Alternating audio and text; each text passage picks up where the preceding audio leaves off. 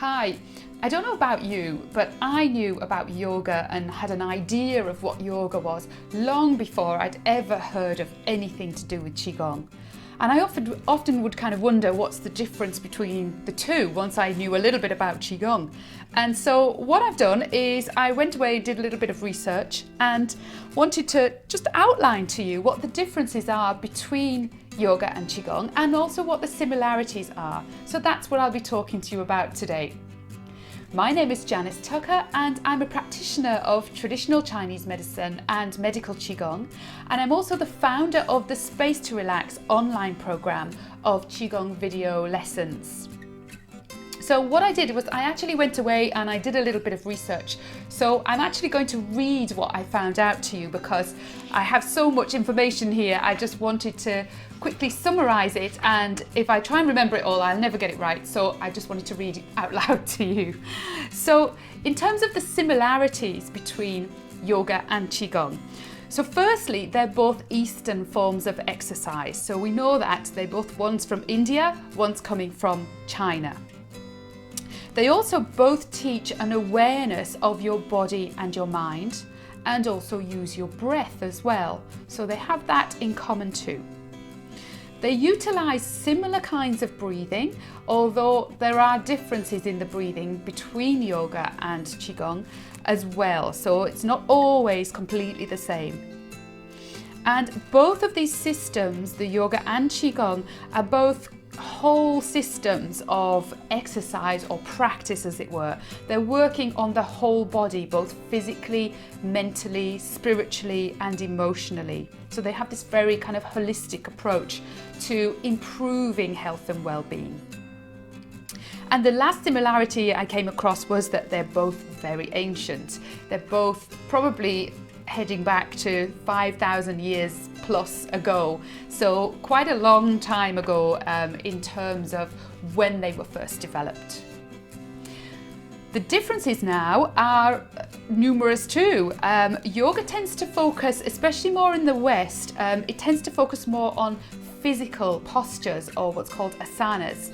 And Qigong doesn't really do this so much. There is movement, there is posture, very much so. It's important to have the correct posture in Qigong, but it doesn't tend to have lots of different postures, whereas yoga does tend to.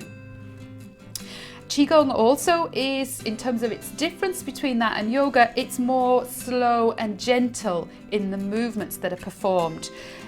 It's often perceived, because of that, it's perceived as being a little bit boring and not really good at getting you fit. But in fact, if you practice Qigong regularly, you'll find that you get really fit and really strong as well. And yoga is not so slow and gentle always. It can often be slow, but it's often involving a lot of strength work, a lot of physical posture and general strengthening exercise. So with Qigong, there's not so much of a kind of instant gratification in terms of, whoa, I've just done an hour of Qigong, that was a great workout, whereas with yoga, you'd probably really feel it afterwards. So that's the difference there. Another difference is that yoga is, as I said earlier, yoga is from India, originating in India, and Qigong from China. And another difference being, with yoga, you need a little bit more athletic ability. It is more physical, certainly as it's taught in the West. Whereas with Qigong, you don't really need that physical ability. It's very adaptable, it's very flexible. Anyone can practice. People can practice if they're in a wheelchair, they can practice if they're, immobilized for some reason, because a lot of what's going on with Qigong is what's going on with the breath and the mind, not only the movement. With yoga, the breath and the mind are obviously involved, but movement plays maybe a larger part of what's going on with yoga practice. Fourthly, in terms of balance, nearly all Qigong movements require some kind of a sense of balance, whereas with yoga there are very specific balance postures involved, but not every single yoga posture involves balance. So there's a real kind of balance aspect to Qigong that people often don't realize. And so in terms of deciding which one is the best for you, whether it be Qigong or whether it be yoga, maybe if you're feeling very athletic, if you're really athletic, you might want to give the yoga a go. If you really want to address a specific health problem, then you may decide that medical Qigong and its practice is better for you. And in fact, as a Qigong practitioner and a teacher, I'm also a massive fan of yoga. In fact, one of my best friends is a yoga teacher and I go to her class every week. So I love yoga too. So I think they make a really nice combination if you're the kind of person who decides you want to do both. So if you enjoyed this video and you think you might want to learn a little bit more Qigong, then head over to my homepage, which is called spacetorelax.com, where you can sign up for a free 3-part video series, which will be delivered to your email over the next few days.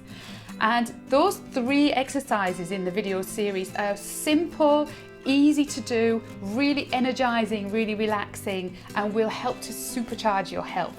So I do hope you decide to give those a try.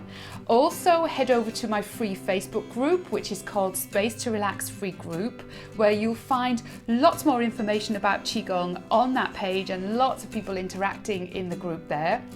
And don't forget, if you are on YouTube, then please sign up for my YouTube channel by hitting the red subscribe button next to the video to get even more videos with useful tips like these. And if you like this video, then give the video a like and leave me a comment and let me know what you think. If you've practiced both yoga and Qigong, what do you find are the similarities and the differences? Because I'd love to hear from you. Thanks so much for watching, and I'll see you next time.